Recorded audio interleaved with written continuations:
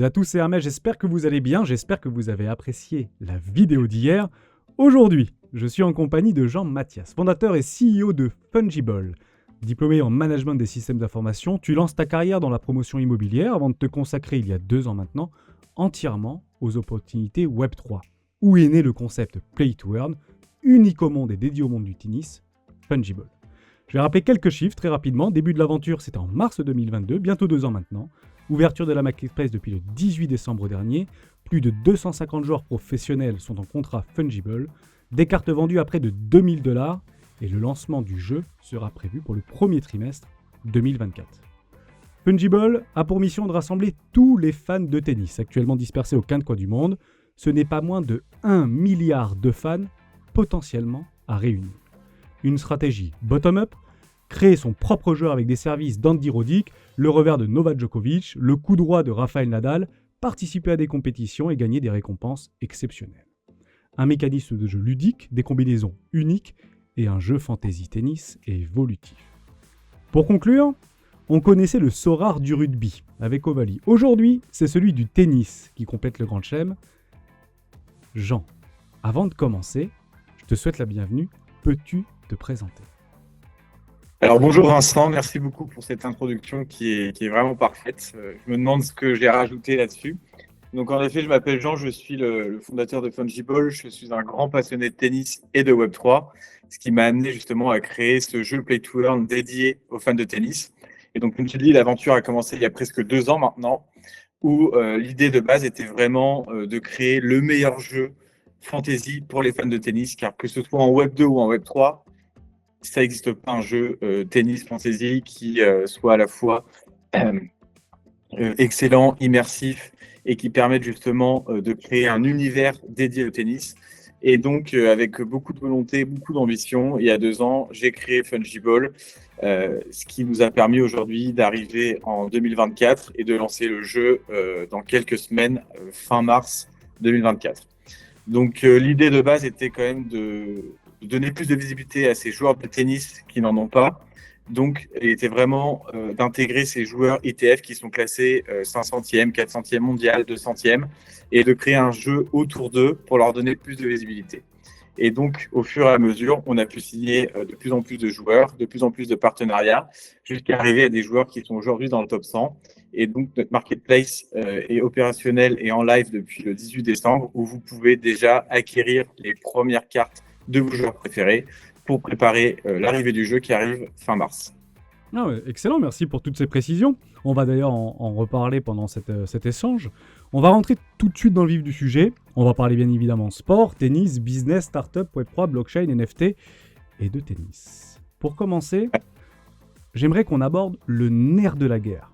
J'aimerais savoir comment Fungible approche les joueurs professionnels ou les agents de joueurs, puisque dans le tennis, beaucoup de joueurs professionnels ont des agents. Quels sont les leviers que vous utilisez pour convaincre les joueurs professionnels de rejoindre tout simplement l'aventure à sa genèse, à partir de maintenant, qui est aujourd'hui encore un univers très peu connu? Alors, c'est une très bonne question. Je vais essayer de rentrer dans les détails. Alors, évidemment, il y a des choses que je ne vais pas pouvoir divulguer puisqu'elles sont contractuellement sous embargo, on va dire, avec les joueurs de tennis et les agents. Mais donc, nous, on a commencé évidemment il y a 2 ans. Donc, on allait voir des joueurs du tennis qui étaient classés dans le top 100. Et évidemment, à l'époque, on n'avait pas la maturité qu'on a aujourd'hui. Donc, les agents nous ont dit, vous êtes bien gentils, mais pour le moment, on ne va pas s'engager avec vous. Donc, nous, on a commencé à signer des joueurs qui étaient classés 500e, 400e mondial. Donc, comment est-ce qu'on a fait? Tout simplement, j'ai passé des heures et des heures à les contacter sur Instagram, sur les réseaux. Et j'ai pu obtenir des rendez-vous, des visios. Et donc là, j'ai pu rencontrer par exemple Benjamin Winter Lopez, qui est un joueur espagnol de 23 ans, qui joue en tournoi ITF, qui est 500e mondial. Et donc, je lui ai parlé du projet. Voilà, je lui ai dit qu'on avait un jeu dans le Web3, qu'il allait toucher des revenus sur chaque vente des NFT et qu'il devait pour ça nous donner simplement son droit à l'image. Et donc, il a accepté et puis j'ai commencé à en signer plusieurs et puis jusqu'à arriver à 80 joueurs signés directement, tout simplement en les contactant et en leur présentant le projet. Je me suis également déplacé sur pas mal de tournois. Donc, à l'époque, j'ai engagé mes fonds propres et je suis allé dans des tournois ETF. Je suis allé à l'Open de Madrid, je suis allé notamment à Roland-Garros, etc., où j'ai pu rencontrer des joueurs. Et puis, à force de contacter des joueurs, j'ai rencontré Édouard Roger Basselin, qui aujourd'hui est un ambassadeur du jeu, qui nous a ouvert les portes du tennis, puisqu'avec Edouard, on s'est très bien entendu. Il a beaucoup aimé le projet. Et sachant qu'Edouard, c'est un ancien top joueur du top en individuel du top 100 et qu'actuellement, il est un des top joueurs en double, évidemment, il avait plus de crédibilité et il nous a offert, entre guillemets, des passes pour aller rencontrer les tops agents sur les tournois. Et au fur et à mesure, on a pu signer plus de joueurs et gagner en crédibilité. Alors, il faut savoir en effet que il y a à la fois des avantages et des inconvénients à créer un jeu dans le tennis. L'avantage, on va dire, c'est que une fois qu'on a négocié avec le joueur, on a son droit à l'image et c'est clair et net, c'est gravé dans le noir sur blanc sur une feuille de papier. Alors que aller voir des ligues ou des clubs, ça peut poser problème, puisqu'en effet, par exemple, c'est rare quand ils vont voir la première ligue ou la Ligue 1 ou des clubs de football, ils ont évidemment l'avantage d'avoir plus de joueurs d'un coup. Mais qu'est-ce qui se passe demain si Erling Haaland dit bah, écoutez, c'est bien gentil, mais moi, j'ai pas envie que mon image soit associée à ce jeu-là. Donc, il y a plus de contraintes juridiques, mais il y a plus de facilité aussi également à avoir plus de joueurs d'un coup, alors que nous, on doit les voir individuellement. Alors, on a eu la chance également d'arriver en termes de timing sur un marché où le premier groupe de licences de l'histoire du tennis s'est formé. Donc, c'est notamment la PTPA qui a été créée par Novak Djokovic, qui en fait regroupe plusieurs joueurs, ce qui permet d'avoir en fait un groupe de licences où les joueurs s'unissent entre guillemets pour offrir leur licence à un jeu et en contrepartie recevoir des pourcentages sur les ventes des cartes. Donc nous on a signé avec la PTPA qui nous permet d'avoir plus de 250 joueurs du top 250, hommes, femmes, double, dans le jeu, et ce qui nous permet également d'avoir beaucoup plus de sécurité en termes de groupe de licence. Excellent. Merci pour toutes ces informations. Tu as bien détaillé la partie joueurs, comment on allait les contacter, comment on allait les approcher, comment on allait les faire adhérer à ton projet. Et merci pour tout ça. On va parler maintenant fan, plutôt utilisateur de Fungible. Et j'ai une question, je pense, qui va intéresser beaucoup de la communauté et au-delà de la communauté. À la différence du sport comme le football ou le rugby, le tennis Oui, propose 4 grands chelems. oui, On tout a à fait. l'Open d'Australie, l'US Open, Roland Garros, Wimbledon. En fait, ces grands rendez-vous-là, c'est clairement une porte d'entrée rêvée pour faire connaître Fungible. Des discussions, des sponsoring. Est-ce que des apparitions, de la publicité sont-ils prévues en 2024 pour pouvoir faire connaître Fungible à travers ces grands rendez-vous-là? Alors c'est une très bonne question, pardon. En effet, les tournois du Grand Chelem représentent un outil marketing exceptionnel pour nous faire connaître et puis pour justement acquérir de nouveaux utilisateurs. Nous, notre priorité, pour être totalement transparent, c'est les joueurs. Parce que c'est les joueurs qui font notre jeu. L'ATP sans les joueurs, ça n'existe pas. Et les grands chelems sans les joueurs non plus. Donc nous, notre priorité numéro une, avant d'aller faire des partenariats avec les tournois, c'est d'avoir le plus de joueurs possible dans notre jeu pour que le jeu soit le plus immersif possible. Mais très rapidement, en effet, l'idée est de créer des collaborations avec les tournois du Grand Chelem. Alors, je sais que l'Open d'Australie et Roland-Garros sont un peu plus ouverts, on va dire, au projet Web3 que Wimbledon et US Open, qui restent des tournois un peu plus traditionnels. Mais en effet, aller sur des tournois comme l'Open d'Australie et Roland-Garros et créer des collaborations, c'est un objectif à très moyen, court terme pour se faire connaître et faire de la publicité, en effet. Et puis, pourquoi pas des partenariats croisés où on offre des places pour les tournois, dans nos récompenses de tournois, etc. Excellent. D'ailleurs, on peut aller un peu plus loin, puisque pour les futurs utilisateurs, les joueurs, les collectionneurs de Fungible, j'ai vu, en regardant et en m'imprégnant de ton projet, qu'il y avait un mécanisme de royalties qui a été pensé pour récompenser les early acquéreurs de cartes nouvellement disponibles. On va parler de cette marketplace-là. J'aimerais savoir en fait comment on arrive à créer ce type d'incitation, parce que en l'absence, je vais dire, d'un marketing fort ou d'un marketing externe pour avoir et acquérir de nouveaux utilisateurs, mais à l'extérieur, ce qui marche aussi extrêmement bien, notamment dans ce monde du Web3, c'est le bouche à oreille. Alors, on ne va Tout pas à fait. forcément parler de parrainage en particulier, mais plus comment en fait on incite les joueurs, enfin les utilisateurs, pardon, à acheter des cartes de joueurs et que au fond, on arrive à en tirer toujours une forme de rendement dans le temps. Est-ce que tu peux nous parler vraiment de ce petit mécanisme de royalties? Parce que je ne l'ai pas vu beaucoup en réalité, voire peut-être je pose la question Pas en du tout. réfléchissant, mais je ne l'ai crois jamais vu, ce mécanisme de royalties, par rapport à ces cartes NFT. Est-ce que tu peux nous en dire un petit peu plus? Et après, on parlera bien évidemment de la marketplace.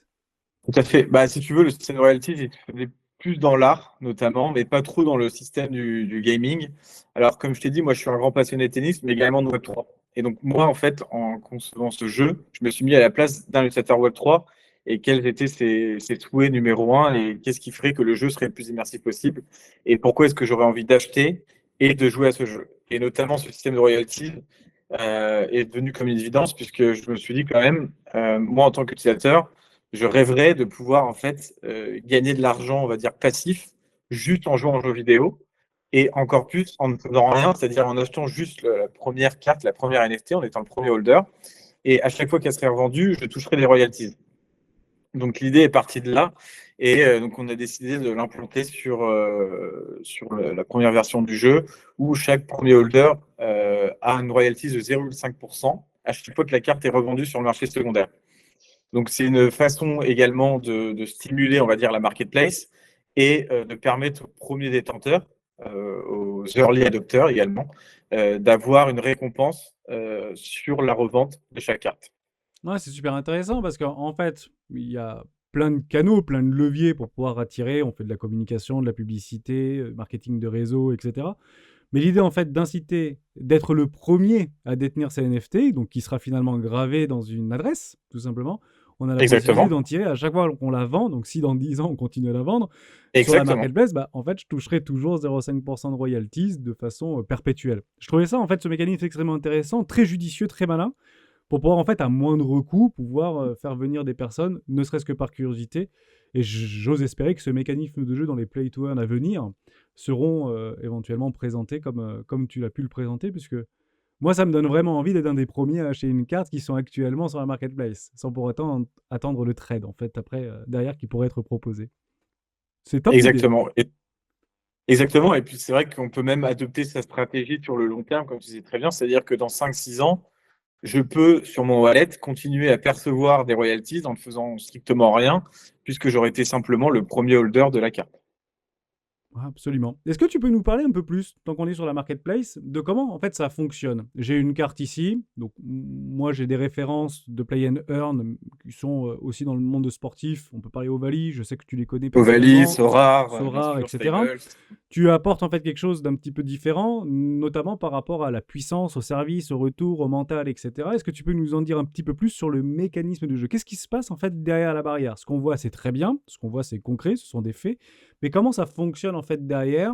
Et peut-être nous donner quelques pistes de réflexion. Ça devrait arriver premier trimestre 2024 par rapport aux compétitions. Est-ce que tu peux rentrer un peu plus dans le détail? Vraiment, on peut prendre 10 minutes pour bien nous Bien sûr, expliquer toute la proposition de valeur autour de ton Play and Earn.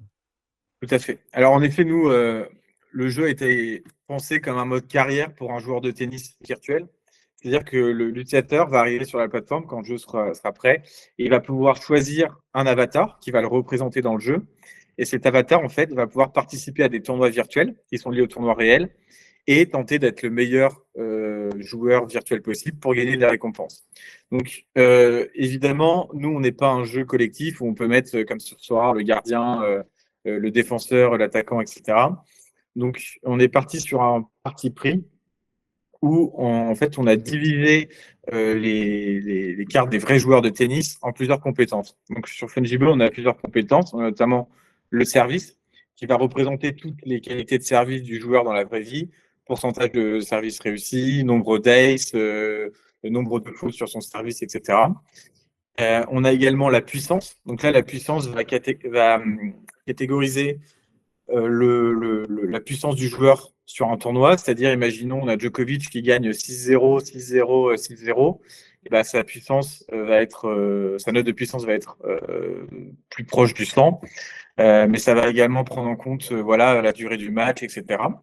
On a le retour, donc là, le retour qui est un peu la dualité avec le service, donc ça va être toutes les performances du retour du joueur, donc ça va être son coup droit, son revers, comment est-ce qu'il a fait des fautes directes, etc.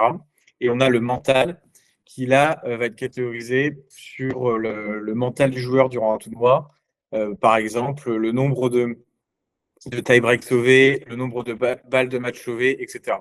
Donc, je résume, on a donc le service, le retour, la puissance et le mental du joueur. Et donc, mon avatar, pour participer à un tournoi, je vais devoir l'équiper de 4 de ses compétences du même joueur ou de joueurs différents. Donc, c'est là où c'est intéressant, c'est que je vais pouvoir mélanger, par exemple, le service de Djokovic, le mental de Nadal, le retour de Benoît Paire et la puissance de John Isner, par exemple. Et donc là, je vais pouvoir créer mon avatar virtuel ultime, que moi, en tout cas, en tant qu'utilisateur, j'estime être le meilleur avatar, et ensuite participer à un tournoi. Donc, par exemple, ça va être World Tour. Donc, World Tour, ça va intégrer tous les tournois qui existent au monde. Et donc là, je vais pouvoir mettre mes 4 compétences de joueur. Et à la fin du tournoi, chacune de mes compétences aura une note. Et si je suis le mieux classé, ben, finalement, je vais gagner des récompenses qui peuvent être du Matic, qui peuvent être également d'autres cartes NFT. Donc, je vais pouvoir gagner un service d'un joueur ou un retour d'un joueur, mais également des expériences réelles, comme des rencontres avec des joueurs, des places pour des grands chelems ou des tournois, ou du merchandising signé par les joueurs. Ok, excellent. D'ailleurs, je vais y revenir par rapport à ces mécanismes de jeu, parce qu'en fait, derrière, il y a quand même une base de données, quelque chose qui a été créé pour pouvoir alimenter la puissance, le service, le retour, le mental. Et c'est quelque chose que, il me semble, vous avez mis à disposition de l'ensemble des personnes et des utilisateurs qui s'appelle Fungible Database. C'est mieux. Peut-être juste avant de parler de Fungible Database, si ça ne te Ouais. dérange pas, juste de finir sur les cartes en elles-mêmes. Je sais pas si tu peux revenir Ah, sur, bien sûr, vas-y, sur aucun la souci. marketplace. Alors là, je ne sais pas si tu vois, mais au-dessus de chaque carte, tu as des pictogrammes. Donc tu as soit niveau 1, 2 ou 3. Absolument. Et tu as un pictogramme au milieu qui représente en fait une surface de terrain. Donc là, c'est des surfaces dures. Ouais, parce que Et là, tu as voilà, également, tu ici. peux sélectionner dur, etc. Mais tu as également terre battue, gazon et multi. Et ce qui est intéressant également dans notre jeu, c'est que tu as un système de stratégie que tu peux mettre en place. C'est-à-dire que, imaginons pour mon avatar, je vais sélectionner 4 compétences différentes. Mais si je sélectionne 4 cartes qui sont toutes de terre battue, je vais avoir des synergies qui vont se créer entre les cartes, ce qui va permettre d'avoir des points bonus dans le tournoi et donc de grappiller quelques places pour avoir des récompenses plus importantes. Et tu as également des cartes de niveau, donc 1, 2, 3. Si la carte est niveau 1, elle t'octroie 1% de bonus supplémentaire. Si la carte est niveau 2, 2%. Et si la carte est niveau 3, 3%. Ok. Tu nous as tout dit sur au niveau de la représentativité des Oui, cartes. oui. C'est On peut passer à la volette. D'ailleurs, on peut aller un peu plus loin. Juste, je réfléchis en même temps en termes de stratégie. Il me faut donc, je pense, 4 cartes minimum pour pouvoir participer aux compétitions, pour pouvoir créer Exactement. mon avatar. 4 cartes minimum, c'est mécanique. Est-ce que, par exemple, je peux avoir dans mon deck beaucoup plus de cartes pour Bien sûr. créer en fonction des tournois plutôt des surfaces argile pour Roland Garros, plutôt air pour Wimbledon, plutôt dur pour les US Open. Et en fait, est-ce qu'on peut suivre cette idée? Est-ce que ça va pouvoir bonifier encore une fois mon avatar? Et dans cette logique-là, modifier au gré des tournois mon avatar? Alors, tout à fait. Quand on arrivera à la période de la terre battue, évidemment, les utilisateurs qui ont des cartes terre battue vont avoir des extra bonus supplémentaires. Puisque quand tu vas participer à Roland Garros, vu que c'est une compétition qui est sur terre battue, le fait d'avoir, on va dire, un deck 100% terre battue va te permettre d'avoir des points extra bonus. Oui. Ok, donc en fait, mon avatar, il n'est pas fixe. Je peux pas créer plusieurs avatars. Je crée un avatar que je fais évoluer au gré des tournois, au gré des compétitions, au gré des résultats des différents joueurs professionnels qui sont actuellement sur Fungible. Exactement. Mais un avatar peut participer à plusieurs tournois en même temps. Si tu veux, il y a les systèmes de Game Week, c'est-à-dire que chaque semaine, tu as différentes Game Week. Et mon avatar peut participer à cette Game Week, mais dans cette Game Week, il y a plusieurs tournois. Il y a les compétitions argent, les compétitions or, les compétitions platine. Mais il y a également dans les compétitions argent, tu vas avoir le World Tour. Pour ceux qui connaissent un peu plus communément, c'est le All-Star, où là, je peux mettre n'importe quel joueur qui joue en Asie, en Europe, qui soit classé numéro 10 ou numéro 500. Mais ensuite, il y a par exemple les compétitions Rising Star, qui sont là les joueurs qui ont moins de 23 ans. Il y aura également les compétitions un peu plus seniors, où là, ce seront des joueurs qui ont plus de 32 ans. Et il y aura également des compétitions par zone géographique, c'est-à-dire que si mon joueur dans la vraie vie joue en Europe, je pourrais le mettre dans cette compétition Europe, mais je ne pourrais pas le mettre dans la compétition Asie. Et puis, il y a différentes compétitions qui vont arriver au fur et à mesure du temps. comme les underdogs, comme les compétitions KP, comme les compétitions skills, où là, par exemple, je pourrais mettre que 4 mentales, etc. Et ça, c'est sur du long terme. Évidemment, les premières compétitions seront donc le World Tour et les compétitions U23, plus 32, etc. Ok, tu prends en considération aussi dans les calculs tout ce qui est Master, Master 1000, Master 500, Master 250, les Challengers, parce Tout qu'en à fait, fait, il y a ouais. beaucoup de On est encore en professionnels train d'étudier qui le aujourd'hui sont nom, dans mais les en top effet, il y aura des compétitions. compétitions de joueurs qui jouent, on va dire, dans les top compétitions. On peut appeler ça communément la division 1, où là, ça sera des ATP 250 jusqu'au Master 1000. Et ensuite, les compétitions de Challenger, la division 2, et la division 3, qui seront les joueurs qui jouent dans le circuit ITF dans la vraie vie. Ok, parce que ça, en fait, toutes ces informations-là, comme ça me donnait ma transition de tout à l'heure. C'est vrai que vous comptez plus de 2500 utilisateurs actifs aujourd'hui sur les différents canaux d'acquisition, que ce soit sur le Discord, que ce soit sur les réseaux sociaux, etc., ou directement sur la marketplace. Donc il y a quand même beaucoup de personnes aujourd'hui qui sont déjà conquis par ce projet-là. D'ailleurs, il faut savoir que Database a été développé par Nicolas Chevalet, c'est le Game Product Manager de chez Fungible, qui a aussi travaillé et administré le site Sorar Connexion. Voilà, pour information, en faisant mes recherches, je suis tombé là-dessus. Je me suis dit, c'est toujours intéressant de récupérer des talents de projets qui ont très bien performé. Pour améliorer en fait la stratégie du jeu et de l'investissement en fait à court terme, moyen terme, etc., c'est quoi en fait le rôle de Fungible Database? Est-ce que ça s'inscrit dans la même logique? Est-ce que les fans non initiés du tennis vont pouvoir en fait retrouver des informations pertinentes? Parce que quand on parle aussi de NFT, on peut aussi parler de trade. Il faut savoir que Sora a été très connu pour le trading de cartes sur la blockchain Ethereum notamment. Est-ce que c'est un petit peu la même chose au niveau de Fungible Database où on va pouvoir trouver des informations pour pouvoir les trade demain? Voilà, des questions qui me viennent comme ça. Et surtout, quels sont les développements prévus par rapport au-delà de Fungible Database sur d'autres supports, sur d'autres canaux, sur d'autres, je sais pas moi, une application. J'ai regardé sur mon téléphone ce matin, il n'y avait pas l'application en fait Fungible sur l'Apple Store ou sur le Play Store. Est-ce que vous allez peut-être créer un média? Est-ce que vous allez créer autre chose? Donc deux questions en une. Première question, on parle de database et après on voit éventuellement les prochains canaux, prochains Tout à fait. leviers qui vont être proposés par Fungible. Alors, si tu veux, Fungible Data a pour objectif, a deux objectifs, notamment le premier, c'est pour les utilisateurs qui veulent voir un peu les dernières performances des joueurs. Grâce à Fungible Data, ils vont pouvoir avoir très rapidement un visuel sur qui sont les meilleurs joueurs, quelles sont leurs dernières performances, ce qui va permettre de les aiguiller sur quel stack ils vont utiliser pour le prochain tournoi. Et également, comme tu disais, sur la partie trade, où là, je vais pouvoir voir quels sont les derniers joueurs qui sont pas, enfin, quelles sont les dernières ventes, les dernières cartes des derniers joueurs, à quel prix, est-ce que je suis au-dessus du prix du marché, est-ce que la carte est en train d'exploser, est-ce que c'est le moment de l'acheter, etc. Donc, il y aura un visuel sur justement tout l'historique des prix. Et d'ailleurs, si tu vas sur Database Player, je vois que tu es dessus là, voilà, Players, et si tu sélectionnes Players in Fungible, exactement, ici, normalement.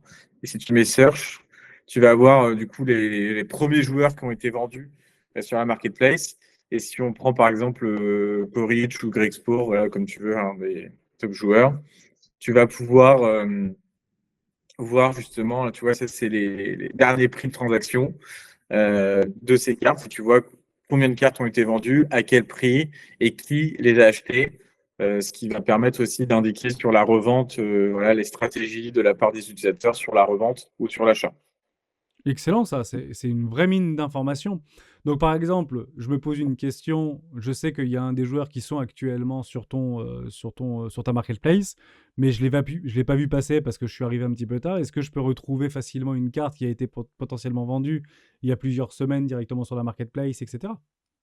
Exactement. Alors, le marché secondaire n'est pas encore, on va dire, en live, mais en effet, l'idée, c'est que quand il sera en live, tu pourras revoir rapidement qui a acheté cette carte à quel prix, et si tu l'as loupé, pouvoir faire des offres aux utilisateurs qui l'ont acheté pour justement essayer d'être le propriétaire de cette carte. Excellent. On va aller un tout petit peu plus loin. On reste encore sur les cartes. On a parlé du mécanisme de jeu. On a parlé du nombre de cartes minimum, c'est 4, mais on peut en avoir bien plus pour pouvoir perfectionner notre avatar au gré des tournois, au gré des jeux et au gré de nos envies. Est-ce que tu peux nous parler du prix? Est-ce qu'il y a un prix minimum par carte en fonction de la catégorie, les offres, surtout les enjeux et demain les récompenses que les joueurs Tout et à les fait. détenteurs et les early investors de ces cartes-là Exact. pourraient éventuellement percevoir? Alors, si tu te souviens bien, j'ai dit qu'il y avait quatre compétences, donc le service, le mental, la puissance et le retour de chaque joueur. Et donc, pour chaque compétence, il y a différents systèmes de rareté, donc argent, or et platine. Et donc, pour les platines, la catégorie argent, il y aura 100 cartes par compétence, donc 100 services, sans retour, sans mental, sans puissance. Et il y aura 10 or, donc 10 puissance, 10 services, 10 retours, 10 mental. Et la platine, il n'y en a qu'une par compétence.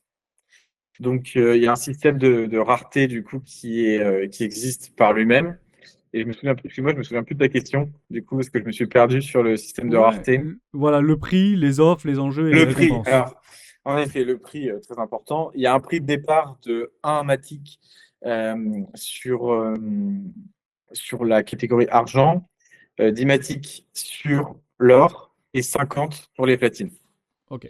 Sachant que ce qu'on observe là sur les premières ventes, les cartes silver peuvent partir entre 4, 5 jusqu'à 70, voire 100 pour les plus rares, celles qui sont niveau 3 multi et des top joueurs. Et puis les cartes or partent souvent entre, vraiment pour les moins chers, 60. Mais on a déjà une carte or qui est partie à plus de 1000 euros, notamment Russoviri. Et les platines, elles partent rarement en dessous de 500 Matic. Et la plus élevée qu'on a vendue, elle est à 6500 Matic, donc la carte unique de Borna Koric, qui est partie quand même très très cher. Ok, ah oui, je savais pas, j'avais noté moi 2000 $, mais ça a été vendu récemment. 2000 $, c'était en effet pour notre flash sale en mai, mais récemment, on a vendu beaucoup plus cher la carte de Ah, Borna excellent. Koric. Excellent. Bah, félicitations pour ça. On espère que ça va continuer à pousser dans la bonne direction. Et puis à savoir Oui, aussi combien aujourd'hui elles sont achetées, mais combien elles sont revendues. Si vous voulez vous faire non. une idée, vous avez déjà pas mal de plateformes qui proposent ce type de mécanisme de jeu. Et jusqu'à preuve du contraire, ça a l'air de plutôt bien fonctionner et puis d'accompagner surtout l'adoption par rapport à ces technologies-là. En tout cas, une meilleure compréhension.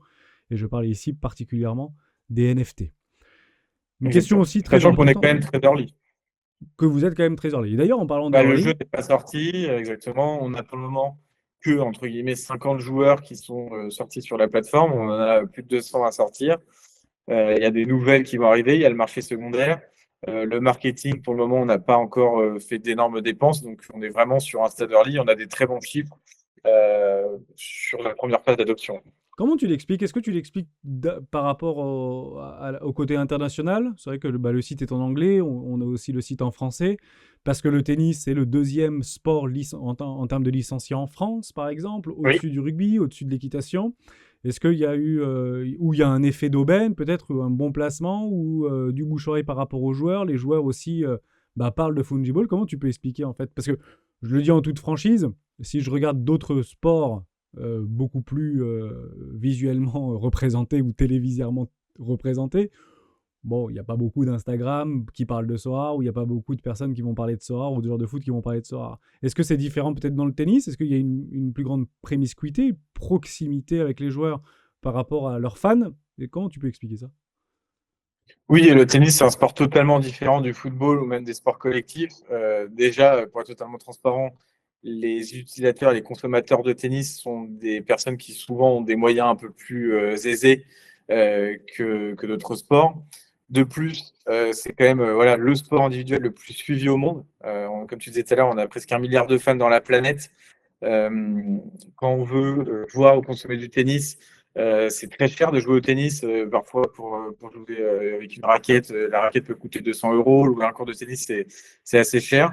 Mais quand quelqu'un suit un joueur de tennis, c'est vraiment qu'il est à fond sur le tennis. Et donc, forcément, quand on a des top joueurs qui ont des millions de fans sur les réseaux, quand ils font de la publicité, les fans qui les suivent se sont tout de suite plus engagés. Et c'est aussi un sport qui était très attendu dans le monde du Web3. Il y a beaucoup de gens qui jouaient à Sora, enfin qui jouent encore à d'autres Play to Earn, qui attendent un jeu sur le tennis. Et donc, leur offrir cette possibilité, c'est aussi un pas en avant pour la démocratisation du tennis et puis sur l'adoption du Web3 sur un jeu fantasy Play to Earn tennis. Ouais, bah d'ailleurs, je l'avais noté, là, je voulais en parler par rapport à Jules Marie. Jules Marie, c'est, Paris, par pour ceux qui connaissent le tennis, et qui font partie de ce sport-là connaissent très probablement Jules Marie. C'est un des premiers influenceurs youtubeurs de tennis qui partage en fait sa vie au quotidien. Donc si vous êtes tennisman, si ça vous intéresse, bah là vous rentrez vraiment au cœur de comment on prépare un tournoi, comment on prépare des matchs, psychologiquement, physiquement, comment il est revenu de 500e mondial à top 200, me semble-t-il, ou 160, je ne sais plus trop, aux dernières 200 nouvelles. 200. classement.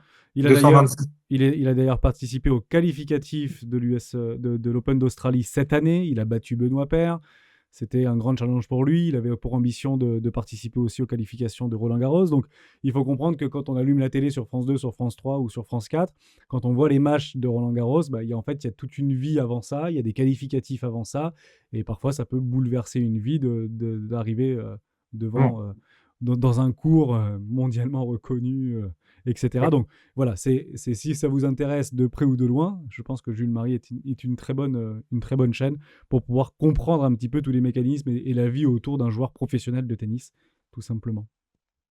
Oui, on a signé Jules, il fait partie des premiers joueurs déjà au mois de mai, il était sur la Flash Sale, mais c'est un exemple de résilience, Jules, parce il est revenu sur le tournoi, il avait arrêté pendant un certain temps, et puis il a rien lâché, il a gagné des Futures, il s'est qualifié pour l'Open d'Australie, il a passé le premier tour. Donc c'est vraiment aussi c'est ce profil de joueur aussi qu'on veut mettre en avant sur Fungible, des joueurs parfois un peu moins connus, même si évidemment Jules il n'est pas comme les autres joueurs XL puisqu'il a sa chaîne YouTube, il est extrêmement apprécié en France, il a beaucoup de followers. Mais c'est ce type de joueur qu'on veut mettre en avant sur la plateforme, en plus évidemment que les autres joueurs un peu plus superstars, qui, elles, en fait, vont aussi permettre à ces joueurs d'éclore sur notre plateforme. Ah, excellent. On va aller un petit peu plus loin. On parle joueur, on parle utilisateur, on parle marketplace, on parle projet. Moi, j'aimerais qu'on rentre un peu plus encore une fois, derrière le miroir, derrière tout ce qui se passe, sans langue de bois et toujours avec un maximum de transparence. Vous avez réalisé une levée de fonds, VC et Business Angel, il y a quelques mois en arrière. D'autres viendront très probablement s'ajouter, puisque Tout à généralement, fait. on accompagne un porteur de projet, enfin en tout cas une entreprise, quand elle croit tout simplement. Est-ce que vous pensez à faire une levée de fonds communautaire? Dans le jargon, on pourrait presque appeler ça une ICO. Est-ce que c'est prévu?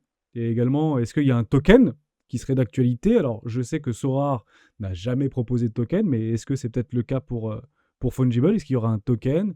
Et sinon, ou si oui, quels en seront les aspects ou les raisons? En effet, c'est une question qui m'a déjà été posée plusieurs fois. Ma réponse est toujours la même, c'est qu'à l'heure actuelle, il n'y aura pas de token, tout simplement parce que je n'en vois pas l'utilité. Donc, à partir de ce moment-là, créer un token n'aurait vraiment aucun intérêt. Euh, Cependant, en effet, dans le futur, avec des partenariats noués, comme je disais précédemment, avec des tournois de tennis, avec des équipementiers, avec pourquoi pas d'autres jeux, il pourra faire sens de créer un token puisque celui-ci aura une multi-utilité, c'est-à-dire qu'il servira à la fois de reward dans le jeu, il permettra d'acheter nos cartes, mais il permettra également, pourquoi pas, d'acheter des tenues, je sais pas moi, n'importe quoi, mais chez Decathlon, il permettra d'acheter des raquettes, il permettra d'acheter des billets pour les tournois, des passes avec les joueurs. Il pourra être utilisé dans d'autres jeux potentiels. Et à partir de ce moment-là, quand on voit que toutes les conditions sont réunies, là, il y aura en effet un intérêt à lancer un token. Mais à l'heure actuelle, franchement, je ne vois aucun intérêt. Ok. Est-ce que éventuellement une levée de fonds participative pour une communauté d'early qui viennent rejoindre ta marketplace serait envisageable, par exemple, plutôt que de faire venir des VC et des business angels, j'ai envie de dire, plus traditionnel, mais traditionnel dans la mécanique, pas traditionnel Oui, tout forcément à par fait. rapport au secteur. Est-ce que c'est quelque chose qui est envisageable? Parce que je me positionne souvent en tant qu'investisseur. Tous les projets en fait dans lesquels je parle, j'investis personnellement dedans. Et aujourd'hui, j'ai comme une sensation de que je suis bloqué à l'entrée. Donc, est-ce que éventuellement il y a une porte qui serait entrouverte pour éventuellement intervenir et faire venir des communautés au sein de ces projets-là? Ou est-ce que non, il y a une vision très claire sur les 5 ou 10 prochaines années, on est là et on va là, un petit peu à l'image de Sorare, finalement, qui nous a jamais laissé la porte d'entrée pour pouvoir pénétrer le cœur, finalement, de son business. Non, mais comme je te disais, nous, la porte d'entrée, elle sera ouverte à partir du moment où on trouvera une utilité de token. À l'heure actuelle, on a quand même un projet qui est très ambitieux. On est quand même sur le sport individuel numéro un au monde, le tennis. Donc évidemment, on lève des fonds, mais ça se compte en plusieurs millions. Donc on n'a pas prévu, comme je te disais, d'ouverture de capital, que ce soit en equity ou en token aux premiers investisseurs. À la limite, on pourra faire une campagne, on va dire, de permettre à quelques utilisateurs de rentrer en equity sur le prochain tour de table, mais ce seront des pourcentages quand même très faibles, puisqu'encore une fois, notre projet est très très ambitieux, et un projet ambitieux lève beaucoup d'argent. Ok, on ferme pas la porte, mais on part du principe que la porte d'entrée sera éventuellement haute. En tout cas, la marche sera relativement Ah haute. oui, dans tous les cas, elle Voilà. sera haute. C'est juste en fait pour rester davantage un petit peu dans la philosophie communautaire, de créer des communautés, de faire participer les communautés au-delà de l'aspect vidéoludique finalement. Alors attention, hein, on repart du principe qu'il y a quand même des cartes, des NFT, il y a quand même la possibilité de participer dès aujourd'hui à la marketplace, d'ici quelques mois de pouvoir trade directement ces cartes sur la marketplace. Donc il y a des choses, participer à des compétitions, participer à des challenges, avoir des récompenses. Mais c'est juste mon petit clin d'œil et le côté Parfait. investisseur qui, je me positionne, j'aime bien en fait m'asseoir à la même table, pas forcément au même niveau, mais en tout cas à la même table que les porteurs de projets, et je trouve ça toujours Parfait. très, très séduisant. Mais après, aucune obligation, bien évidemment. On va parler de quelque chose complètement différent. On va parler visibilité, on va parler publicité, et parfois mauvaise publicité. La dernière actualité, ça avait impliqué Cristiano Ronaldo. C'était lors de la collection NFT de Binance, dans un contexte extrêmement difficile, d'incertitude, de démission, de révélation. Bon, il y a un cadre juridique qui n'est pas encore parfaitement calibré. En Europe, ça commence à le faire avec Mika. Aux États-Unis, c'est très loin d'être le cas. En Oui. fait, je me dis un truc extrêmement simple. Quand on a des stars comme Léo Messi, comme Cristiano Ronaldo, quand même, il y a eu une attaque en justice qu'on appelle précisément, je vais essayer de retrouver le nom, une action de groupe contre Cristiano Ronaldo, justement par rapport à sa vente et à sa promotion autour de NFT. Comment en fait on arrive à aller convaincre les top 100 joueurs mondiaux de tennis alors que finalement ils sont peut-être extrêmement loin de ce monde du Web3. Ils sont probablement extrêmement loin de ces ruptures et ces technologies blockchain. Comment on arrive en fait à aller chercher des joueurs un petit peu dans l'idée bottom-up, c'est-à-dire vers le bas pour aller chercher les joueurs jusqu'au top 1, top 10 mondial, parce que c'est extrêmement difficile. Tu nous l'as déjà dit tout à l'heure, mais j'aimerais qu'on aille beaucoup plus dans le Dans le discours détail. et voilà, dans le détail et comment en fait vraiment on se met à la place d'un de tes collaborateurs ou toi qui es devant un joueur pour vraiment leur expliquer ça. Parce que nous, ça nous permettrait de voir beaucoup plus loin. Parce que si on attend des joueurs, finalement, peut-être ils n'interviendront jamais sur ta plateforme, peut-être pour ne pas créer une frustration. Et j'espère que tu pourras nous répondre par rapport à ça. Je sais par exemple que Alors, Ovalie, je finis là-dessus et je pense que vas-y, ça me vas-y. permet de bien tout mettre pour la communauté et que ce soit le plus clair possible. Ovalie, on va chercher en fait des licences. On va chercher le top 14, on va chercher la Pro D2 et on touche en fait des centaines Clair. de joueurs d'un seul coup. Si je prends l'exemple de Sorare, c'est 350 clubs de football professionnels aujourd'hui. Ils vont taper directement la FIFA, ils vont taper directement les ligues. Aujourd'hui, c'est beaucoup plus difficile pour le fungible. Donc, comment on arrive en fait à désacraliser, à débunker en fait le côté publicité un peu néfaste des crypto-monnaies, et encore dans les aires d'actualité sur France 2, pas forcément faisait l'éloge de la crypto-monnaie, c'était plutôt le contraire. Comment on arrive vraiment à joindre ce meilleur des deux mondes finalement? Alors, très très bonne question. Je commencerai déjà par dire que nous, on est avant tout un jeu fantasy avant d'être un jeu fantasy Web3. C'est-à-dire que notre jeu, euh, il est, il est ouvert à tout le monde et il est également ouvert aux utilisateurs Web2. Je ne sais pas si tu as remarqué, mais pour te connecter, c'est extrêmement simple. Même pour mettre des thématiques dans le jeu, c'est assez simple de pouvoir enchérir et acquérir des NFT. Absolument. Donc, déjà, vis-à-vis des joueurs, nous, on se présente comme un jeu fantasy. On explique que la technologie de la blockchain, c'est la technologie qui est utilisée en back, en fond, mais qu'on n'est en aucun cas un jeu Web3 pur et dur. Donc, déjà, ça donne de la confiance aux joueurs de tennis. Et puis, pour être totalement transparent, que ce soit Cristiano Ronaldo, que ce soit les top joueurs ou que ce soit Mbappé chez Sora, la seule chose qui fait la différence, in fine, c'est la somme que tu donnes à ces joueurs-là pour qu'ils aillent dans ton jeu. Je pense qu'on est tous d'accord là-dessus. Qui dit l'inverse se ment à lui-même. Mais si Ronaldo a rejoint Binance, c'est pas parce qu'il est convaincu du Web3 ou parce qu'il aime Binance, c'est parce qu'il il a reçu un gros chèque. Et c'est pareil ça sera pareil pour nous, évidemment, quand on va signer les top joueurs Djokovic. Djokovic, il va par exemple de la plateforme par bonté de cœur. C'est parce qu'on aura su le convaincre financièrement et également lui convaincre que notre jeu est crédible et qu'il va se positionner en numéro un. Donc pour moi, c'est les deux critères les plus importants pour convaincre ces top joueurs. Pour ce qui est de la partie, on va dire, juridique, encore une fois, c'est un nouveau projet.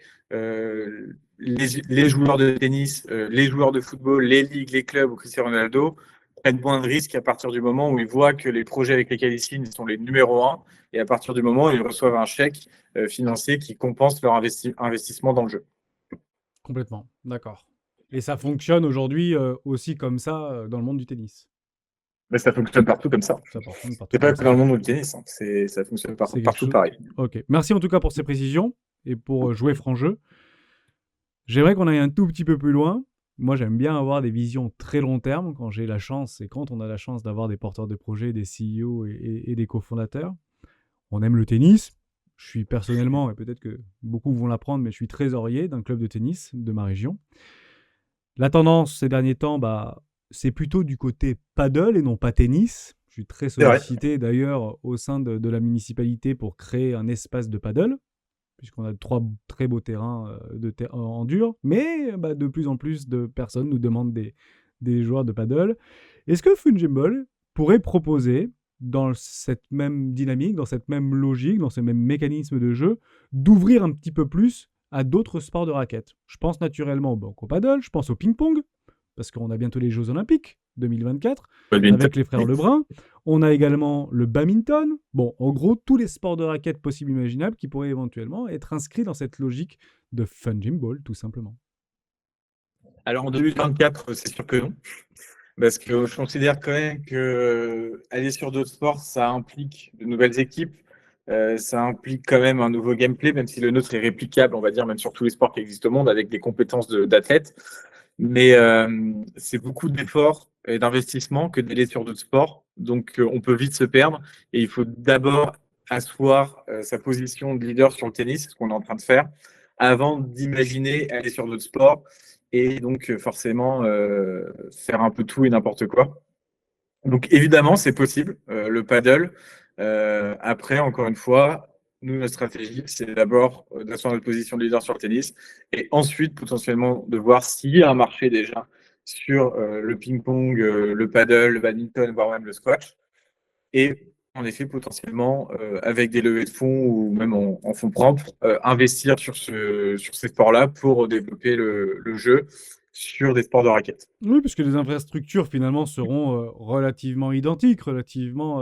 Alors il y aura peut-être des spécificités en fonction du sport visé, puisque les règles sont peut-être différentes, les qualités et les compétitions sont aussi différentes, mais les mécanismes seront, ou les infrastructures créées Les techniquement, je parle, mécanismes, seront. oui. Oui, tout à fait. Les mécanismes, oui. Après, il faut quand même des nouveaux développeurs, il faut une nouvelle équipe, peut-être même marketing, il faut quelqu'un qui s'occupe des licences exclusivement sur le paddle, etc. Donc, c'est quand même des coûts qui sont supplémentaires. Et parfois, en voulant aller partout, on va nulle part. Complètement, un petit peu dans l'idée du fondateur de Oracle, une formidable boîte française. C'est une mission, une vision, une direction, et on évite de s'éparpiller, et on essaye Exactement. d'exceller dans notre projet. Ok, donc encore une fois, on se ferme pas la porte, entre guillemets, mais Tout à on fait. Et essaye peut-être d'aller. même que dans 7-8 ans, on sera sur tous les sports qui existent au monde, puisque notre modèle est réplicable, encore une fois, sur n'importe quel sport, même qu'il soit collectif ou pas, qui existe. Ah, Donc, en effet, la scalabilité du projet est énorme. excellent. Dernière question, et après je te laisserai, si tu souhaites conclure, si tu veux qu'on parle d'autre chose qu'on n'aurait éventuellement pas évoqué dans cet échange, et je t'en remercierai encore une fois. Je prends énormément de plaisir à partager avec des fondateurs, avec des porteurs de projets, pour participer à l'adoption de ces technologies-là. Une question peut-être que peu de personnes se sont posées. Ça signifie quoi, fungible? Moi, j'ai regardé un peu sur Internet, j'avais fungi, c'est le champignon, ou fongible, comme fungible, la balle fongible. Est-ce que tu peux nous en dire plus de l'étymologie de cette Oui, marque? bien sûr. Alors, ça n'a rien en effet à voir avec champignon, c'est tout simplement un jeu de mots avec NFT, donc Non-Fungible Token, où en fait, on a pris le terme fungible et on a remplacé le BLE par ball, comme une balle de tennis. Donc, la genèse du nom vient de là. Et c'est tout simplement, entre guillemets, un petit hommage au NFT, même si en ce moment, ils n'ont plus trop la cote. Et c'est comme ça qu'il y a 2 ans, le nom a été créé. Oui, c'est vrai. Il y a très exactement 1 an en arrière, France Télévisions titrait NFT, le paradis des cryptos, des escrocs crypto, etc. D'ailleurs, tu vois bien que j'utilise le terme NFT, mais généralement, on utilise très peu ce terme-là. On utilise plutôt asset numérique ou propriété actif numérique, pardon. Et donc, c'est un terme qu'on essaie quand même de bannir, même vis-à-vis des joueurs, par exemple, du vocabulaire. Mais vu que bon là on est sur une communauté quand même qui connaît le Web3, on peut se permettre d'employer ce terme-là, mais il est quand même très lié à des scams et malheureusement. Mais ça reste la technologie qui, à mon sens, va révolutionner le gaming et même le monde de manière générale. Merci beaucoup pour tout ça, Jean. J'ai pas plus de choses à rajouter. On est allé jusqu'au bout de tout ce que je voulais te demander. Est-ce que tu veux toi ajouter quelque chose avant de conclure? Bah écoute, oui, je vais faire un petit test en promo, mais n'hésitez pas du coup à aller sur la marketplace. Il me semble que tu vas mettre un lien dans les commentaires, Absolument. sûrement, pour aller. Voilà, donc l'avantage d'y aller maintenant, parce que c'est une question qu'on pose souvent, pourquoi y aller tout de suite, c'est qu'on est en early stage. Il y a beaucoup d'annonces qui vont arriver, que ce soit des partenariats, j'en dis pas plus, mais aussi des top joueurs qui vont arriver sur la plateforme, le marché secondaire, le jeu qui va sortir, un budget marketing qui va être dépensé aussi d'ici la fin du trimestre. Et donc, du coup, évidemment, c'est l'occasion rêvée de créer son deck et d'avoir le plus de cartes possible pour participer au tournoi, mais également, pourquoi pas, pour faire des plus-values sur la revente, sachant qu'il y a le système de royalties. Et en plus, il y a une offre jusqu'à la sortie du jeu où 3 cartes achetées en passant par un lien de parrainage, vous avez une carte offerte, ce qui vous permet même d'avoir 4 cartes pour jouer au jeu en mars. Excellent. Merci Jean. Je le répète, tous les liens seront dans la description. Si vous voulez vous inscrire, vous avez la possibilité d'avoir une bonification directement en passant par le lien dans la description. On va également créer directement sur le Discord de Roi du Marché, comme on a l'habitude de le faire, un petit aide fungible si vous avez des questions, si vous avez éventuellement envie de vous retrouver entre fans du tennis, qui très probablement font partie de la communauté des rois. Vous aurez un salon dédié sur Fungible directement sur le Discord. N'hésitez pas à y poser toutes les questions. Jean et son équipe se feront un plaisir d'y répondre. Et je veillerai à ce que vous ayez toutes les réponses possibles par rapport à différentes questions que vous pourrez avoir. Merci infiniment Jean pour ta participation. Merci infiniment également Merci pour à ton toi. temps. Je souhaite une excellente journée pour nous. On se retrouve bientôt dans une prochaine vidéo des rois du Bitcoin. Ciao, ciao. Salut!